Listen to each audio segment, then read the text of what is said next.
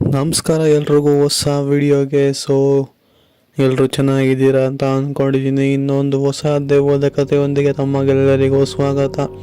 ಈ ಒಂದು ಕಥೆ ನನಗೆ ಕೊಟ್ಟದ್ದು ಬಂದ್ಬಿಟ್ಟು ಸಂಪತ್ ಎನ್ನುವರು. ಇವರು ಮೂಲತಃ ವಿಜಯಪುರನವರು. ವಿಜಯಪುರದಲ್ಲಿ ಇರುವಂತಹ ಒಂದು ಊರು ಬೆಣ್ಣೂರು ಟು ಹರ್ಕಲ್, ಈ ಒಂದು ಬ್ರಿಡ್ಜ್ ಇದು ವಿಜಯಪುರ ಅಲ್ಲಿ ಇರುವಂತಹ ಒಂದು ಊರು.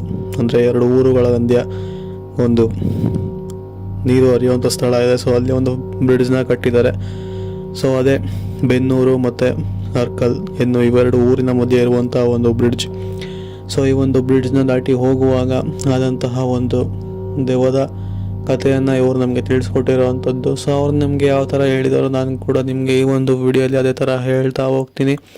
ಹಾಗೆ ನನ್ನ ಅನಿಸಿಕೆಯನ್ನು ನಮಗೆ ಕೊನೆಯಲ್ಲಿ ತಿಳಿಸ್ಕೊಡ್ತೀನಿ. ನಿಮ್ಮ ಅನಿಸಿಕೆನ ನೀವು ವಿಡಿಯೋನ ಕಥೆನ ಪೂರ್ತಿ ಕೇಳಾದ್ಮೇಲೆ ಲಾಸ್ಟಲ್ಲಿ ತಿಳಿಸ್ಬೋದು. ನಾನು ಅವಾಗಲೇ ಹೇಳ್ದಂಗೆ ಕಥೆ ನನಗೆ ಕೊಟ್ಟಿದ್ದು ಬಂದ್ಬಿಟ್ಟು ಸಂಪತ್ ಎನ್ನುವವರು. ಇವರು ಮೂಲತಃ ವಿಜಯಪುರದವರು. ಇವರು ಹೀಗೆ ಒಂದಿನ ತಮ್ಮ ಗಾಡಿಯಲ್ಲಿ ಹರ್ಕಲ್ ಇಂದ ಬೆಣ್ಣೂರು ಹೋಗಬೇಕಾದ್ರೆ ಆದಂತಹ ಇವರ ಒಂದು ನಿಜ ಜೀವನದಲ್ಲಿ ಆದಂತಹ ಒಂದು ಘಟನೆನ ಕೊಟ್ಟಿರುವಂಥದ್ದು. ಇವರು ಯಾವುದೋ ಕೆಲಸದ ವಿಷಯವಾಗಿ ಸ್ವಲ್ಪ ಬೆಣ್ಣೂರಿಗೆ ಹೋಗಬೇಕಾಗಿ ಬಂದಿರುತ್ತೆ. ಇವರು ಸಹ ಆ ಒಂದು ಕೆಲಸನ ಮುಗಿಸ್ಕೊಂಬರೋದಕ್ಕಾಗಿ ಹೋಗಿರ್ತಾರೆ. ಹೀಗೆ ಅವರ ಕೆಲಸನೆಲ್ಲ ಮುಗಿಸ್ಕೊಂಡು ಬರೋ ಅಷ್ಟರಲ್ಲಿ ಒಂದು 6:30-7 ಗಂಟೆ ಆಗೋಗ್ಬಿಟ್ಟಿರುತ್ತೆ. ಆ ಒಂದು ಬೆನ್ನೂರಿಂದ ಈ ಒಂದು ಹರ್ಕಲ್ ಬ್ರಿಡ್ಜ್ ದಾಟೇ ಹೋಗಬೇಕಾಗಿರುತ್ತೆ ಅವರ ಒಂದು ಊರಿಗೆ ತಲುಪಬೇಕು ಅಂತಂದರೆ.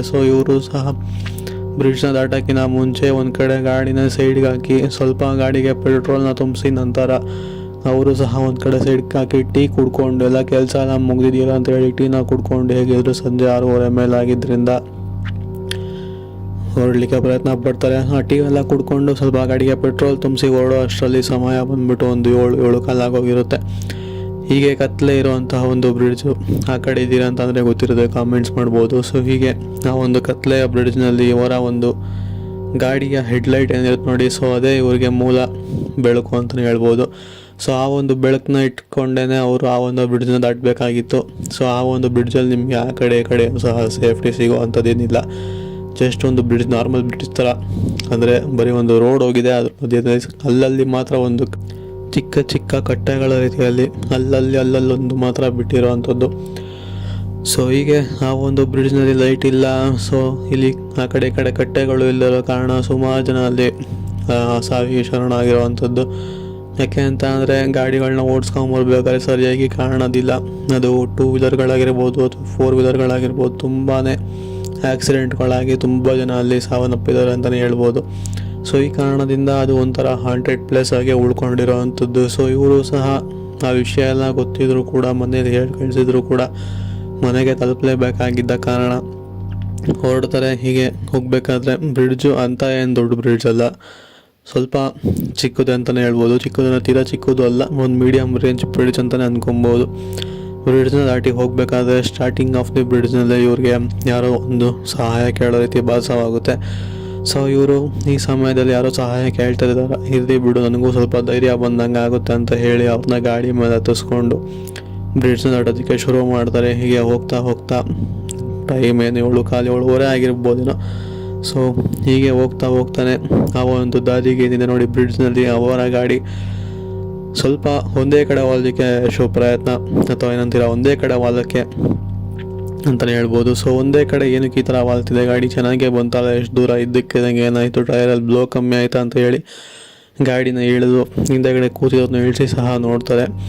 ಗಾಡಿಯಲ್ಲಿ ಬ್ಲೋನು ಕೂಡ ಕಮ್ಮಿ ಆಗಿರಲ್ಲ, ಏನೂ ಸಹ ಕಮ್ಮಿ ಆಗೋದಿಲ್ಲ.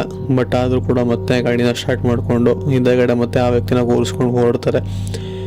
ಹೀಗೆ ಹೋಗ್ಬೇಕಾದ್ರೆ ಮತ್ತೆ ಅವ್ರ ಗಾಡಿ ಒಂದೇ ಸೈಡ್ಗೆ ಎಳಿತಾನೆ ಇರುತ್ತೆ.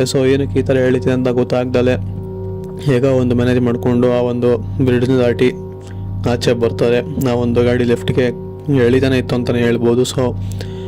ಈಗ ಕಂಟ್ರೋಲ್ ಮಾಡಿ ಆ ಒಂದು ಬ್ರಿಡ್ಜಿಂದ ಆಚೆ ಕಡೆ ಬರ್ತಾರೆ.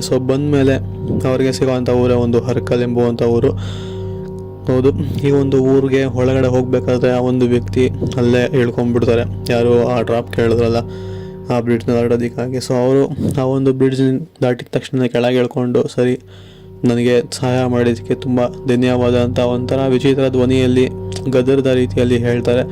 ಯಾಕೆ ಈ ಥರ ಹೇಳಿದ್ರು, ಹೆಲ್ಪ್ ಮಾಡಿದ್ರು ಸಹ ನನಗೆ ಗದರ್ದಿದ್ದೀರಲ್ಲ ಅಂತ ಇವರು ಜೋರು ಮಾಡಿದ್ದಕ್ಕೆ ಅವರು ಒಂಥರ ವಿಚಿತ್ರ ಧ್ವನಿಯಲ್ಲಿ ನಾವೆಲ್ಲ ನಿನಗೆ ಬೇಡದಿರೋ ವಿಷಯ, ಸುಮ್ಮನೆ ಹೋಗು ಅಂತ ಹೇಳಿ ಒಂಥರ ಗದರಿಸುವ ಧ್ವನಿಯಲ್ಲಿ ಹೇಳಿ ಅವ್ರನ್ನ ಅಲ್ಲಿಂದ ಕಳಿಸ್ಬಿಡ್ತಾರೆ. ನಂತರ ಅವ್ರು ಇಳಿದ ತಕ್ಷಣ ಗಾಡಿ ಯಾವುದು ಒಂದೇ ಸೈಡ್ ವಾಲ್ತಿತ್ತಲ್ಲ, ಸೊ ಅದು ಇದಕ್ಕಿದ್ದಂಗೆ ಸರಿ ಹೋಗ್ಬಿಡುತ್ತೆ. ಸೊ ಆ ಒಂದು ವ್ಯಕ್ತಿ ಯಾರು ಗಾಡಿ ಮೇಲೆ ಕೂತಿದ ತಕ್ಷಣ ಗಾಡಿ ಲೆಫ್ಟ್ಗೆ ಇಳೀತು. ಸೊ ಅಲ್ಲಿ ತುಂಬಾ ನೆಗೆಟಿವ್ ಎನರ್ಜಿ ಫೀಲ್ ಆಗ್ತಿತ್ತು ಅವ್ರಿಗೆ ಅಂತೆಲ್ಲ ಸಹ ಹೇಳಿರೋವಂಥದ್ದು. ಆಬ್ವಿಯಸ್ಲಿ ಹಾಗೆ ಆಗುತ್ತೆ. ಯಾಕೆ ಅಂತಂದರೆ ಆ ಕಡೆ ಈ ಕಡೆ ಕಟ್ಟೆ ಇಲ್ಲ ಅಂತಂದರೆ ತುಂಬ ಗಾಡಿಗಳು ಹೋಗಿ ಬೀಳ್ತವೆ ನೀರೊಳಗೆ ಬಿದ್ದಾಗ ಕತ್ಲೆಯಲ್ಲಿ ಏನು ಎದೊಳ್ಬೇಕು, ಏನು ಸಿಗುತ್ತೆ ಕೈಗೆ ಏನೂ ಸಹ ಗೊತ್ತಾಗೋದಿಲ್ಲ. ಸೊ ಅದೇ ಥರ ತುಂಬ ಜನ ಬಿದ್ದಿರೋದ ಕಾರಣ ಅಲ್ಲೊಂದು ನೆಗೆಟಿವ್ ಎನರ್ಜಿ ಫೀಲ್ ಆಗೇ ಆಗುತ್ತೆ. ಸೊ ಇವ್ರಿಗೆ ಡ್ರಾಪ್ ಕೇಳಿದ್ದು ಕೂಡ ಬಂದ್ಬಿಟ್ಟು ನಾವೊಂದು ಯಾವುದೋ ಒಂದು ಆತ್ಮ ಇರ್ಬೋದು ಅಂತ ಹೇಳಿ ಅವರು ನನಗೆ ಹೇಳಿರೋವಂಥದ್ದು. ಸೊ ಈ ಕತೆ ನಿಜನ ಸುಳ್ಳ ನನಗಂತೂ ಗೊತ್ತಿಲ್ಲ, ಬಟ್ ಅವ್ರು ನನಗೆ ಯಾವ ಥರ ಹೇಳಿದಾರೋ ನಾನು ನಿಮಗೆ ಅದೇ ಥರ ತಿಳಿಸ್ಕೊಟ್ಟಿದ್ದೀನಿ. ಸೊ ನಿಮ್ಮ ಅನಿಸಿಕೆ ಏನು, ಕತೆನ ಪೂರ್ತಿ ಇಲ್ಲಿವರೆಗೂ ಕೇಳಿದ್ದೀರಾ ಅಂತ ಅಂದರೆ ಏನು ಅನಿಸುತ್ತೆ ನಿಮಗೆ ಈ ಒಂದು ಕತೆ ಬಗ್ಗೆ ಕಾಮೆಂಟ್ಸ್ ಮುಖಾಂತರ ತಿಳಿಸ್ಬೋದು. ಹಾಗೆ ವಿಡಿಯೋ ಇಷ್ಟ ಆಗಿದ್ದರೆ ಈ ಒಂದು ವಿಡಿಯೋಗೆ ಒಂದು ಲೈಕ್ ಮಾಡ್ಕೊಳ್ಳಿ. ಹಾಗೆ ನಮ್ಮ ಯೂಟ್ಯೂಬ್ ಚಾನಲ್ನ ಇನ್ನೂ ಸಬ್ಸ್ಕ್ರೈಬ್ ಆಗಿಲ್ಲ ಅಂತಂದರೆ ಈ ಕೂಡಲೇ ಸಬ್ಸ್ಕ್ರೈಬ್ ಕೂಡ ಮಾಡ್ಕೊಬೋದು. ಸೊ ಆದಷ್ಟು ಶೇರ್ ಮಾಡಿ, ಕಾಮೆಂಟ್ಸ್ನ ಮಾಡಿ. ಸೊ ಇನ್ನೊಂದು ಹೊಸ ದೆವ್ವದ ಕಥೆಯೊಂದಿಗೆ ಎಲ್ಲರನ್ನು ಭೇಟಿ ಆಗೋಣ ಅಂತ ಹೇಳ್ತಾ ಈ ಒಂದು ವಿಡಿಯೋನ ಇಲ್ಲೇ ಎಂಡ್ ಮಾಡ್ತಾ ಇದ್ದೀನಿ. ಸಿಗೋಣ ಇನ್ನೊಂದು ಹೊಸ ವಿಡಿಯೋದಲ್ಲಿ. Until then take care, good bye.